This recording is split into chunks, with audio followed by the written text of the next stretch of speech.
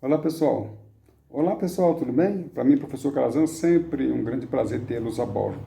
Eu vou comentar um assunto aqui relacionado a processo de ensino-aprendizagem na aviação. Eu tenho as minhas restrições sobre várias coisas, mas eu vou contar um caso aqui interessante, um acidente aéreo que ocorreu quando eu estava trabalhando ainda como controlador de tráfego aéreo na cidade de São Paulo, meus últimos dias como controlador de tráfego aéreo. Eu estava trabalhando como supervisor na torre de controle, quando o radar, né, o APP São Paulo, o controle de aproximação, liga para mim e fala: "Aí, Calazans, vamos trabalhar juntos aí, vamos localizar uma aeronave que está perdida aqui na Terminal São Paulo. Na realidade, nem sabemos onde ela está perdida, mas me ajuda aí, faz uma PRECOM, uma busca, né, preliminar, para ver se você consegue localizar a aeronave aí na frequência da torre, e nós vamos aqui utilizando as ferramentas do radar para tentar localizar essa aeronave." Mas uma coisa me chamou a atenção, porque era uma pilota de 20 anos com um aluno de 18 anos numa aeronave tipo Cessna, uma aeronave de pequeno porte. Uma coisa me intrigou porque no final do serviço, eu trabalhei no turno da manhã, já era por volta de 1 hora da tarde, meio-dia, 1 hora da tarde. E uma coisa que me questionou é o seguinte: como que esta instrutora poderia estar voando nas imediações de São Paulo naquele horário? Pois, segundo os boletins meteorológicos decorrentes durante todo o dia,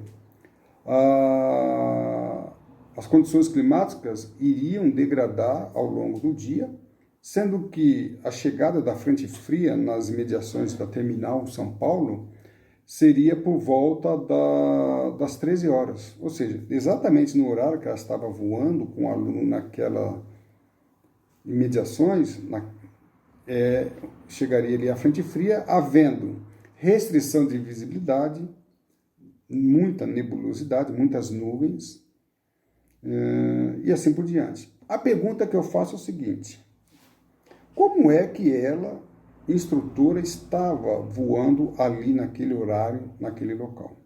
Eu fiz uma pesquisa durante todo o dia, e quando ela saiu para voar pela manhã, ela saiu para voar em várias localidades no interior de São Paulo, e quando ela saiu fazer o seu primeiro voo, voaria a manhã toda, o céu de brigadeiro, ou seja, as condições meteorológicas eram totalmente favoráveis ao voo por condições visuais. Mas só que ela precisava fazer uma extrapolação, uma interpretação, pois, como ela voou em várias localidades, recebendo boletim meteorológico de várias localidades, ali havia sinais de que as condições meteorológicas seriam degradantes ao longo do voo. Por exemplo, variação da temperatura, variação da pressão, variação da densidade do ar. Então, o que aconteceu com ela? Ela não conseguiu fazer uma leitura, interpretando, compreendendo, analisando, sintetizando o que aqueles sinais estavam apontando para ela para um voo de 2, 3 horas à frente. O que faltou a esta piloto, instrutora, ou pilota, tanto faz, é que ela não tinha inteligência naturalística.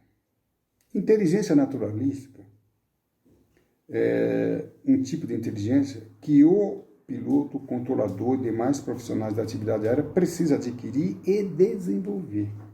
Mas eu não acredito, eu, professor Calazans, que ministrei aula durante 30 anos na atividade aérea para pilotos, controladores e outros profissionais, eu não acredito que o processo ensino-aprendizagem ainda aplicado à aviação, com uma avaliação absurda de múltipla escolha, possa preparar um profissional para aquilo que ele vai enfrentar na realidade. Então, o processo ensino-aprendizagem envolvendo a aula, a técnica didática, não pode ser Aula expositiva apenas, o que normalmente ocorre. Então, para uma aula de meteorologia, por exemplo, era desenvolver a inteligência naturalística, que é aquela inteligência de você se relacionar com a natureza. Você precisa estudar se valendo de técnicas didáticas mais profundas. O sistema de avaliação voltado à aviação civil é retrógrado, remonta à década de 50, incoerente com a realidade do que os pilotos vão enfrentar. Não é à toa que nos últimos 10 anos nós temos um acidente a cada 2 dias na aviação geral, pois um dos fatores contribuintes bem relevante são as condições meteorológicas, quando o piloto ele faz uma avaliação inadequada e acaba se surpreendendo por condições meteorológicas diversas, resultando em acidente. Então nós precisamos fazer com que o aluno, piloto ou o piloto tenha inteligência naturalística. É uma das competências, é uma das capacidades que ele precisa ter. Mas, repito, o processo ensino-aprendizagem, do modo como ele é executado, se valendo de técnicas adequadas, muitas vezes restringindo apenas a aula expositiva, é insuficiente para que o aluno piloto desenvolva, até mesmo adquira ou desenvolva a inteligência naturalística. Ele precisa mais do que isso, se aprofundar, não apenas no nível de conhecimento, mas no nível de compreensão, de análise, síntese e assim por diante. Infelizmente, pilota, instrutora e piloto-aluno morreram nesse acidente. Infelizmente, a procura desse avião, juntamente com o controle de São Paulo, nós tivemos a infelicidade de receber a notícia que essa aeronave havia colidido na Serra do Mar. E eu me questionei naquele dia. Mais uma incompetência do nosso processo ensino-aprendizagem. Infelizmente que essas coisas não têm contribuído para melhorar. Nós estamos há 50 anos, um professor se restringindo na maior parte a aulas expositivas, o aluno se avaliando por múltiplas escolhas e achando que sabe voar. Espero que um dia isso mude. I am not the only one.